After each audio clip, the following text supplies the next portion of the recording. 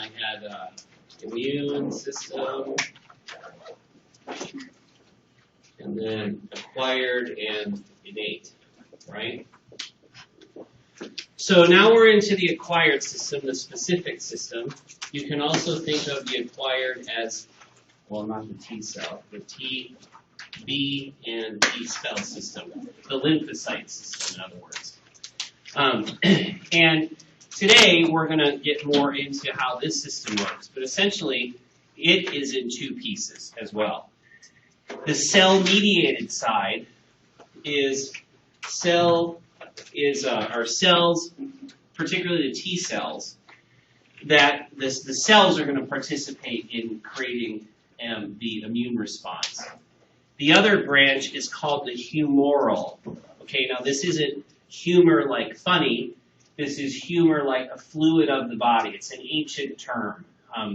Before physicians were invented, people would have said the body has 4 humors. In other words, 4 fluids in it. Now, of course, we know it's more elaborate than that. But the humoral system is the antibody system. So relate those two words. You will hear people use the word humoral or humoral, but they're talking about antibodies.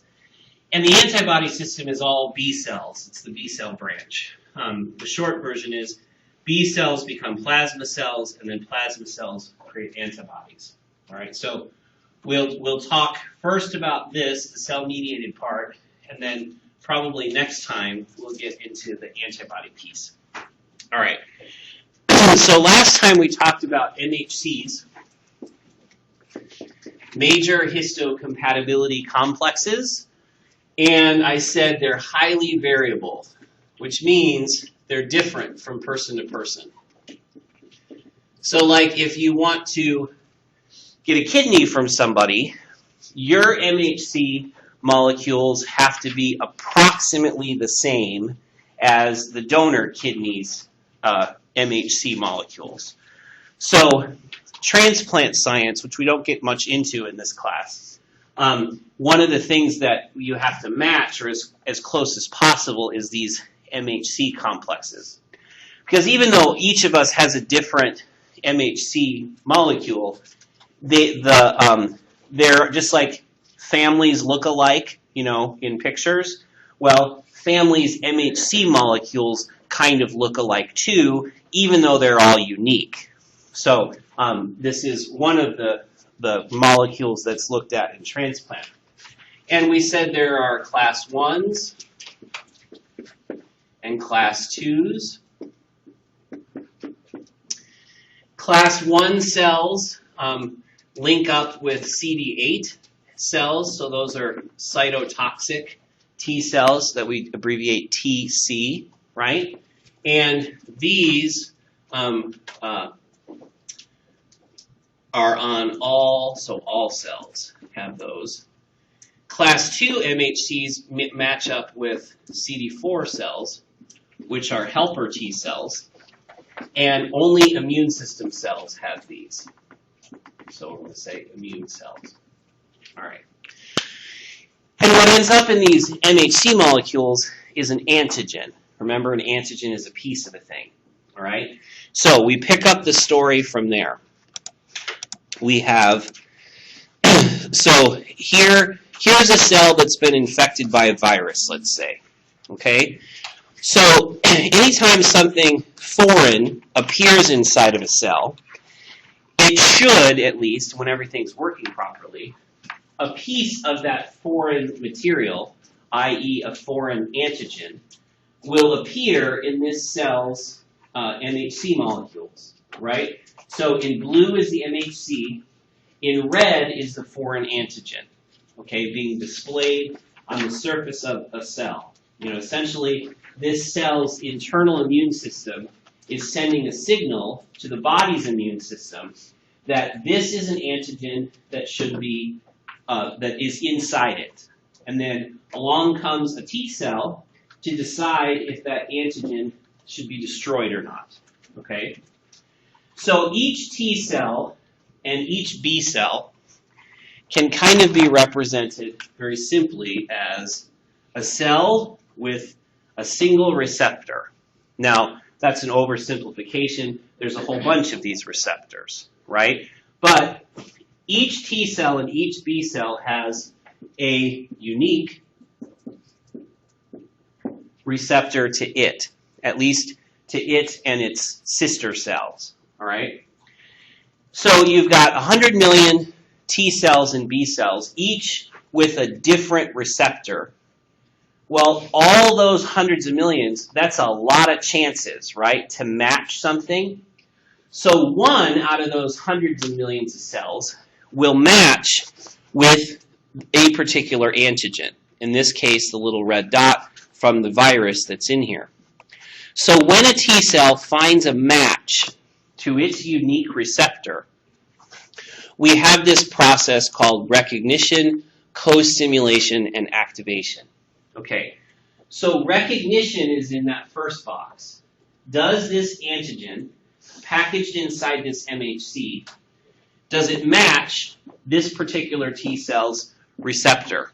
If it does, that's recognition. The T cell has found something of interest, so to speak. Now, it doesn't automatically switch on because one of the necessities for our immune system is that it never attack anything it shouldn't, right?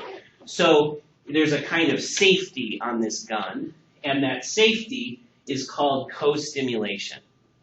And that is, once a T cell or a B cell, because it's the same process, finds its antigen that it's looking for, then there's this kind of conversation that happens between the cell and the T cell. And if this cell is in fact infected by a virus or is in fact a mutant, this conversation results in activation of this T cell. Okay, so we call this conversation a co-stimulation. And the mechanics of that are way beyond our scope, right? But the easiest way to think of it is co-stimulation is necessary to turn a recognition into an activation, all right? And it is essentially a safeguard to prevent this T cell from becoming activated if it isn't needed, all right? Because we're going to see these cytotoxic T cells are killer cells. They literally go out and kill cells. So you want to make sure that you're not setting an attack in motion when you don't need it. Okay, so let's say the conversation goes as planned, and this T cell becomes activated. What does that mean? When a T cell or a B cell becomes active, the first thing it does is it makes a bunch of copies of itself, because now it has suddenly found itself very useful to the immune system, right? A lot of T cells will go through their entire lives and never find that one antigen that they are specific for, that they're looking for. But when a T cell does find an antigen in an MHC molecule, that is a sign that that is something to be destroyed.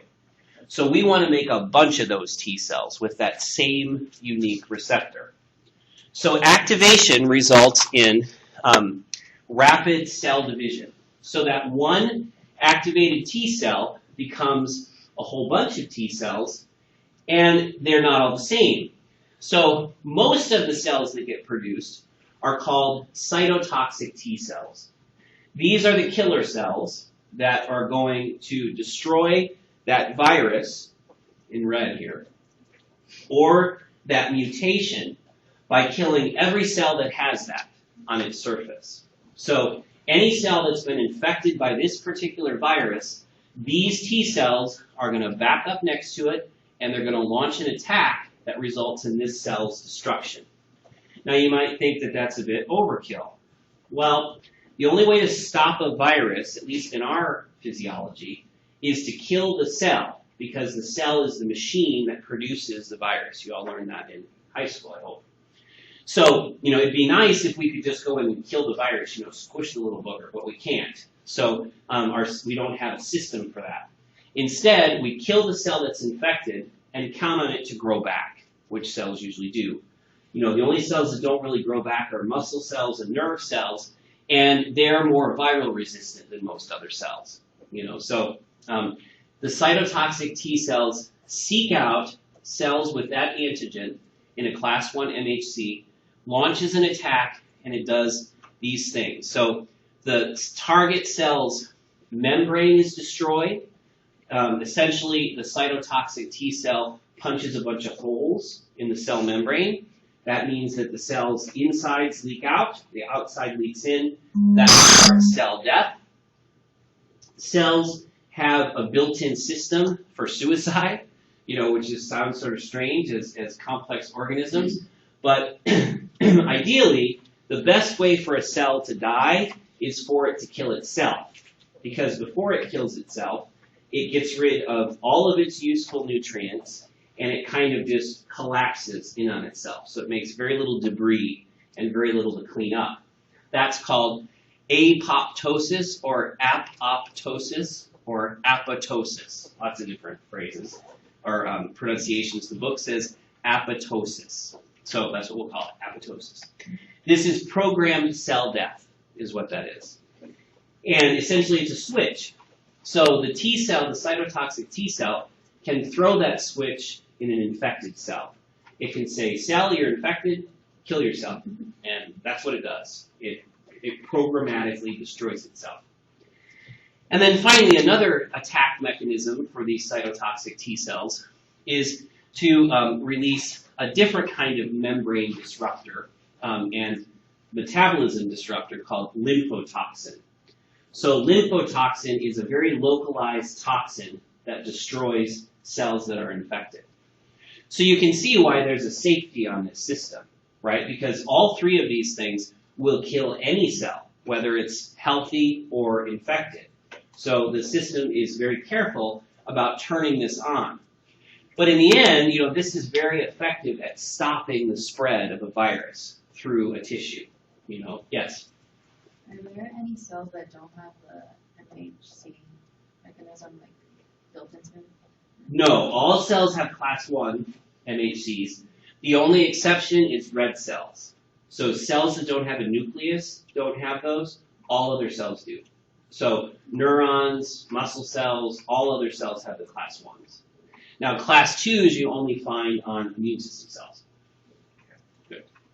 Okay, so this is the exciting bit. The cytotoxic T cells, they launch their attack, and this is what happens. A cell looks like this, and it becomes looking like this as it gets torn apart by this cytotoxic T cell.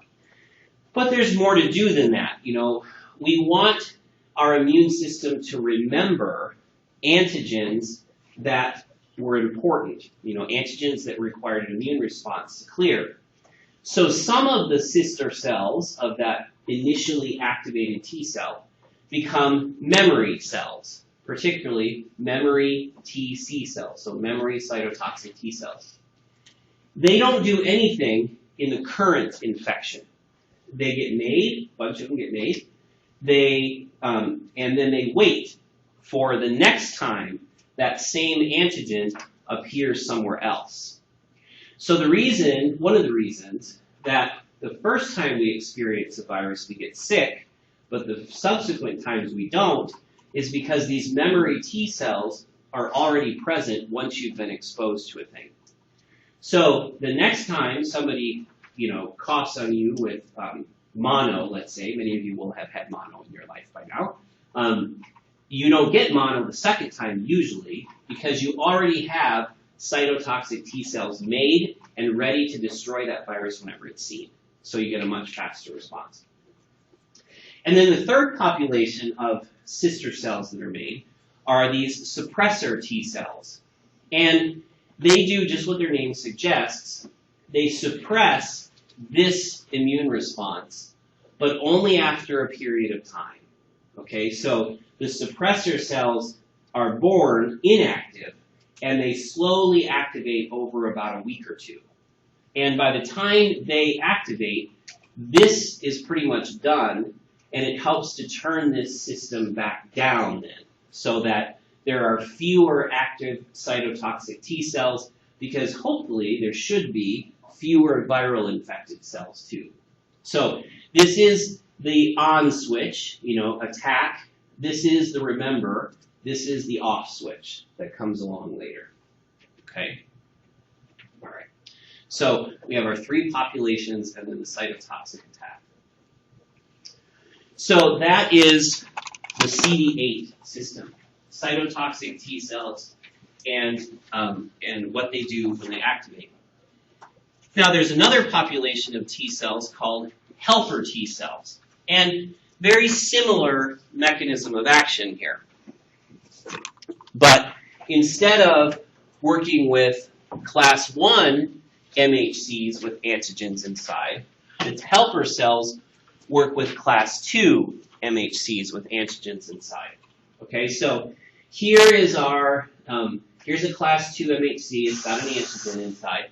Now, cell would be, an APC is an antigen presenting cell. That means it's an immune system cell. So like a macrophage, for example, like we talked about in our example last time. So along comes the T helper cell. It finds its one and only one antigen it's been looking for its entire life. And we get that co-stimulation, the safety, the conversation between these two. And if all of that is good, then that T cell activates. And once it activates, we get division again, and we get memory T helper cells, just like we had memory cytotoxic T cells. And then we get activated helper cells that produce what are called cytokines, as well as many other chemical mediators. But essentially, the helper cells become like sirens that send out signals to the rest of the immune system to signal that there's a problem in this area and what that problem is. So the helper cells help to mobilize the rest of the immune system to get rid of whatever this pathogen, this infecting thing is. So those cytokines go out and they stimulate all of the different kinds of immunity. So they stimulate antibody immunity, they stimulate the non-specific immune system that we talked about time before last. And in the end, we get this big activation of both branches of the immune system. So like I said last time, if you want to know what the T helper cells do, look at the AIDS syndrome. Acquired immune deficiency syndrome is what happens when your T helper cells are either non-existent or don't work. So they're critical for functioning of the immune system. So this picture is just showing you an activated T helper cell, and all of that green and orange in there is it revving up to produce those cytokines that send signals to the immune system to activate it and come in and kill this stuff. Okay. So cytotoxic goes with CD8, and class 1s, T helper cells, CD4s, go with class 2s. So questions about any of that before we get into a few questions? Right? This is a good 2 slides, this one and this one, because as we'll see here either next time or later today, this is also the system that activates B cells. You know, the names of things are a little different, but it's the same system. First there's recognition. T cell finds that antigen it's looked for its whole life. Then there's co-stimulation. Is this a real positive? You know, in other words, is this an actual antigen that deserves destruction? And then activation is division, and then divide and conquer, right? So the cytotoxic T cells go to work, memory cells remember, suppressor T cells come up later to turn that system off. Okay, so we'll test you. I'll test you. When an antigen is bound to a class 1 MHC, it can stimulate which of those things?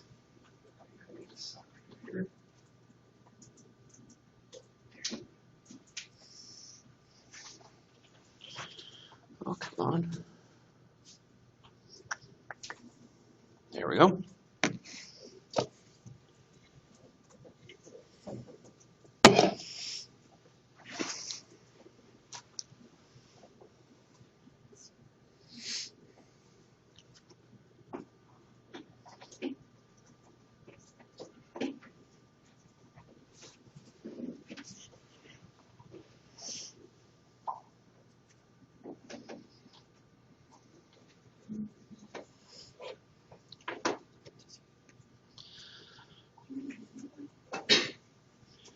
We've only got 12 of you in here. Is everybody getting logged on okay? Yes. Okay. Let me know either before or after class or during if you're having trouble with soccer. Okay. Okay. So almost all of you got that, probably because it's sitting here right here behind me. That is D. The cytotoxic T cells go with the class 1s. And we also, in fancy biochemistry talk, we call the cytotoxic T cells CD8 cells. And what's interesting is today, we know so much about the immune system, it's ridiculous. I mean, if you wanted to, you could go and get a PhD in immunology. In other words, you could spend 4 years and hundreds of hours of research just learning about this stuff. But, so we have a machine that can count cells. We talked about that before, right, to tell you how many white cells there are and what kinds. Well, we can even say, as the cells go whipping by at 100,000, per minute, okay, that's a CD4 cell, that's a CD8 cell, there's another CD8, there's another CD4. So we can actually count these guys based upon their chemical markers. So some pretty fancy equipment out there for dealing with the immune system. All right, class 2 MHCs are present in the plasma membrane only of which of those things?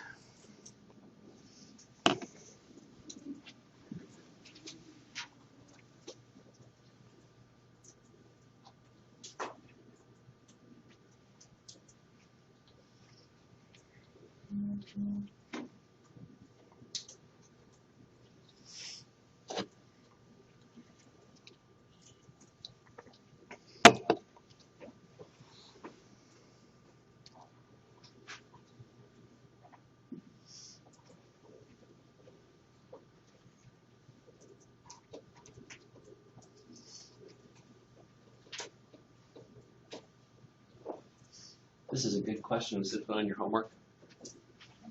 No. Sometimes homework questions sneak up on these boards because I like them so much. Okay, so that is going to be B. When you think class 2 MHCs, don't just think CD4, but also think immune system cells. And the fancy name for that is an antigen presenting cell is a cell that presents an antigen to the immune system. So there's a wide variety of these. All lymphocytes are antigen-presenting cells. Macrophages are, neutrophils are, pretty much any of the cells that can phagocytose, can gobble up the thing and destroy it, are antigen-presenting cells. All right, and T cells and B cells can be activated only by what?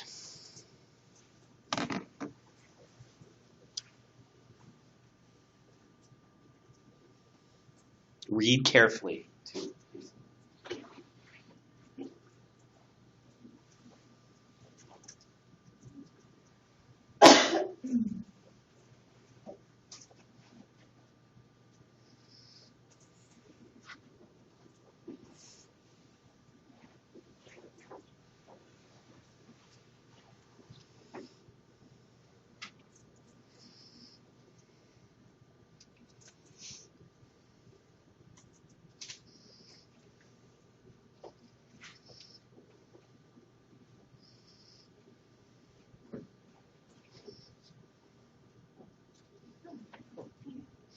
Good for you all. This is a hard question, and you all are quick. You pick up on this hard stuff a lot better than the typical A&P class. So pats on the back to everybody, because really, the correct answer there is D. So T cells and B cells work only when a specific antigen is identified at a specific site.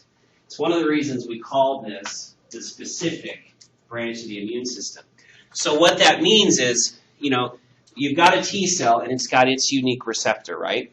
And it's activated by a piece of a particular bacteria.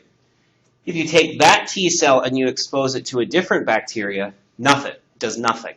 It does one and only one thing, but it does it very, very well. That's the idea behind our acquired immune system. And because we have a whole bunch of cells, each that are a little different, it means that our acquired system can identify a huge range of antigens and keep us relatively healthy despite, planet Earth's life trying to take our resources all the time. All right. So from T cells and cell-mediated to B cells and the humoral system. All right. So just like with T cells, B cells don't do anything until they're activated. And for B cells, there is sort of two phases to activation. The first is sensitization. Okay, so here is inactive B cell hanging out, waiting to find the antigen it's been looking for its whole life, right? Well, at some point, it finds that antigen, or it may, not all B cells do. But here's that antigen. It matches this B cell's receptor, and it binds to that receptor. This receptor on the surface is actually an antibody of a particular type, but for the B cell, it works as a receptor. When that antibody matches an antigen, now the B cell is interested, right? So it's sensitized. It isn't activated yet, but it is on its way to activation. So antigen binds, and we get B cell sensitization. Now note, this antigen is not inside another cell. Okay, it's floating around outside of cells in the body. We call those free antigens. So far we've talked about antigens that were either inside of a cell or on the cell membrane in an MHC. These are antigens that could be anywhere. So could be in interstitial fluid, could be in plasma, could be in any of the places in the body that are outside of cells.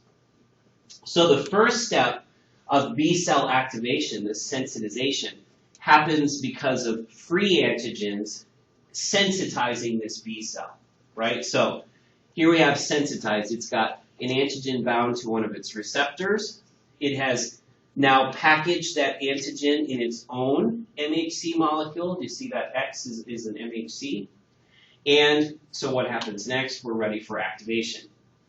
In order for a B cell to become activated, it needs a T helper cell to talk to. Okay? Without a T helper cell, the B cell never activates. Even though it has found its antigen that it's looking for, it never turns on unless it can have this conversation right here, where the B cell, that's this guy, comes up against a T helper cell that has the same antigen of interest. Co-stimulation, that conversation, if the helper cell and B cell agree that this is in fact an antigen that should be destroyed, then the T helper cell produces cytokines, like we talked about, that's what they do, and then the B cell now fully activates. It goes from sensitized to activated. Just like T cells, when B cells activate, they make a bunch of copies of themselves. And they are not all the same. So some of the activated B cell copies become memory cells. They do just what memory cells for the cytotoxic system do. In other words, nothing. They don't do anything right now. They just sit in the circulation and in the tissues waiting for the next time that antigen is present. Okay, so that's memory cells. And then most of them, though, become active B cells, which don't stay that active B cells very long. They transform. So we go from little tiny cell with great big nucleus to great big cell with massive protein machinery inside. Okay, remember that proteins are made, they're formed in the endoplasmic reticulum, right, with the little proton or the little protein machines that read DNA. Well, plasma cells are chock full of endoplasmic reticulum. So essentially, these plasma cells become antibody factories. And the performance is amazing. 100 million antibody molecules per hour per cell, right? So that's a busy, busy cell. And we call these protein factories plasma cells. They are further stimulated by the helper T cells, right, that participated in the decision over here. And these antibodies then go everywhere in the body. They go into the bloodstream. From the bloodstream, they end up in interstitial fluid. They end up in saliva, in all the fluids of the body, mucus, pleural fluid, cerebrospinal fluid. antibodies get into all nooks and crannies. So, why do we care? Because the antibody is, as I said last time, the most effective part of the immune system. Not because the antibodies actually cure anything, but they make a cure possible by doing a couple of things that we're going to talk about in a minute. Right? So B cell activation has one more step than T cell. So we start with a free antigen that results in sensitization and antigen and MHC. Then it has to talk to a helper cell, and that results in activation, which causes cell division and then this transformation into plasma cells. So what is an antibody anyway? In the end, it's a protein. And it's a protein that is made of several small chains. As proteins go, antibodies are not particularly large. They're a medium-sized protein. But because of some important characteristics, they're able to play a really critical role in the immune system. And a lot of it comes from the structure of the molecule. They really are Y-shaped. They've been seen under the electron microscope. We know that this is their shape, that they have two ends that point up and one skinny end at the bottom. They're made of 4 chains, right? So we have a light blue, and then 2 purples. Okay, so 4 chains that are bound together at key spots by these disulfide bonds, not important. But the Y-shaped 4 chains. Now, what makes antibodies particularly useful is they have 2 ends that are different. The top part of the Y, so here and here, each antibody molecule, well, each type of antibody is different at this end. So this is the antigen-specific side. In other words, if I had 10 antibodies, each one would only connect to one antigen at the Y part at the top, right? So if I had 10 antigens and 10 matching antibodies, only one would go with each. Does that kind of make sense? So this is the variable end. This is where the antigen binds. So in our picture over here, do you see how the antigen is stuck on the end of the Y? It's because each B cell has a different antibody end at this side. But this side, the bottom of the Y, is always the same. So in any class of antibody, this end, there's 100 million different types. This end, there's only one. So you have this one-to-many mapping. So the immune system can recognize this constant end, even though many different antigens can attach to many different antibody molecules at this variable end. So this end is variable, this end is constant, right? All right, so it means that an antibody, among other things, can act like a handle, okay? So, if, here, let me draw a picture. I start to run out of words. Okay, so bacteria, in particular, and viruses, have been evolving alongside us for hundreds of millions of years, right? So not all of them are particularly nice neighbors. So one thing that bacteria are famous for is being sort of stealthy to the human immune system. All right, so here's a bacteria, let's say, and here's a macrophage. Well, macrophages don't have eyes. They can't see that this bacteria is here, right? So how do they know, or how do they gobble it up? Well, one thing that antibodies do is, I said last time bacteria are made of pieces, right? Triangle, circle, square. Well, let's say you have an antibody to a circle. So in this case, we get a structure like that, right? Circle goes on the variable end.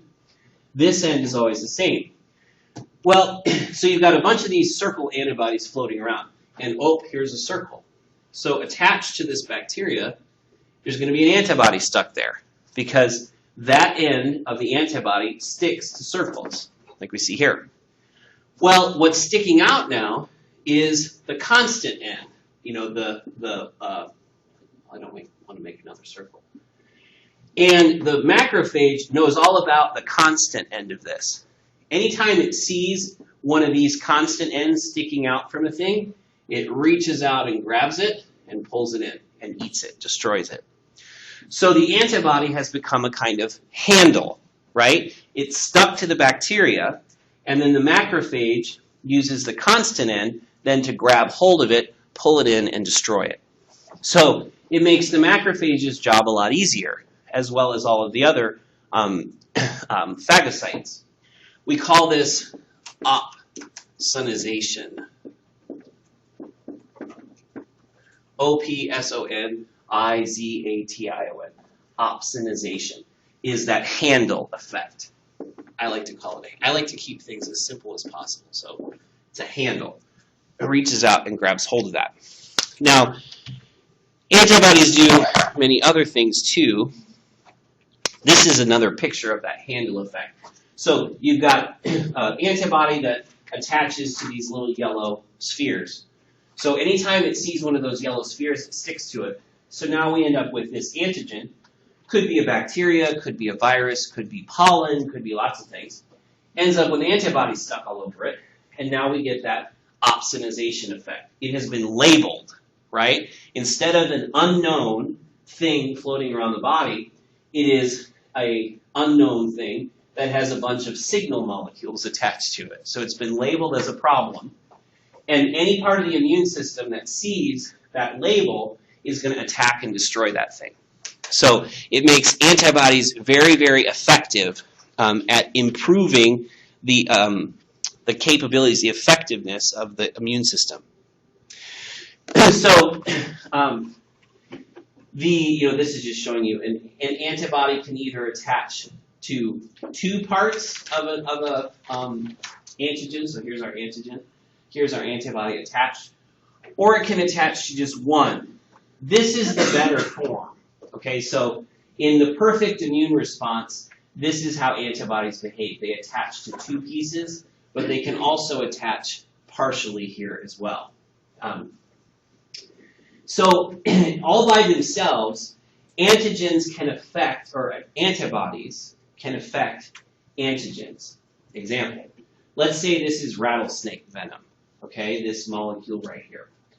If you have an antibody to this rattlesnake venom, the antibody attaches to the venom molecule, rendering it incapable of doing any harm. Because you all learned in chemistry when two molecules join, they don't have the same properties anymore, right? So in this case, your rattlesnake venom is now rattlesnake venom plus antibody. We call that an antigen-antibody complex. And its chemistry has now changed. It's not going to do the same thing that it did before. So it acts as a way, this is a neutralizing effect, which is yet another thing that antibodies do. And it's why, if you ever, anybody been bit by a viper? Or no envenomations in here? Okay, good. Still to this day, the treatment of choice is we give you antibodies to whatever you were bitten by. It's why you'll see on the Discovery Channel, they'll milk snakes, they'll get the venom out of the snakes. It's because they take the venom and they make antibodies with it. So that when a hiker or whatever gets bit, they get the antibody, it neutralizes the venom, and you're home by the end of the day, instead of trying to die for the next week, which is a pretty good thing. So that is an antigen-antibody complex example. This is an opsonization example of the kind of labeling effect. And I think we have more things, yeah. So we'll just do this now, because we're talking about it. So what do antibodies do? That one I showed you is neutralization, right, where the antibody attaches to the problem molecule and renders it inert. Another is, here's opsonization, where by labeling this antigen, it makes it much easier for the phagocytes to destroy it. Precipitation and agglutination, you saw this when you tested your blood type. You all did that in lab, right? Tested your blood type. The way we test for blood type is with antibodies. So we take antibodies to antigens, we mix them with blood cells, and antibodies make things sticky. So when something has antibodies attached, it tends to stick to other things with antibodies attached. So we call that agglutination, where the red cells get all clumped together. Well, the clumping, the glue that holds the clump together is antibodies. And this just shows you a picture of that. You've got all these antibodies stuck to these things, and it makes them all stuck together. Well, why would the body do that? It puts all the problem in a smaller place, right? If all your bacteria that are the pathogen are all stuck together, it means one macrophage can just take out a big chunk of them instead of having to do them one at a time. So that's agglutination. Antibodies, they attract phagocytes, they encourage inflammation, and then this one is interesting too.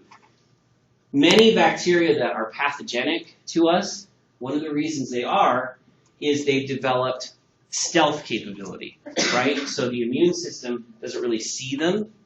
And once you've got antibodies stuck all over a thing, the bacteria, essentially, think they started out nice and smooth, but now they've got antibodies stuck all over them, so they've got like twigs and sticks sticking all out. It means that bacteria have a difficult time attaching to stuff because they've got sticks stuck all over them, so they can't attach to a surface as well. And in order for a bacteria to actually cause us harm, it has to get inside us. And to get inside us, it has to stick to a cell and then work its way through.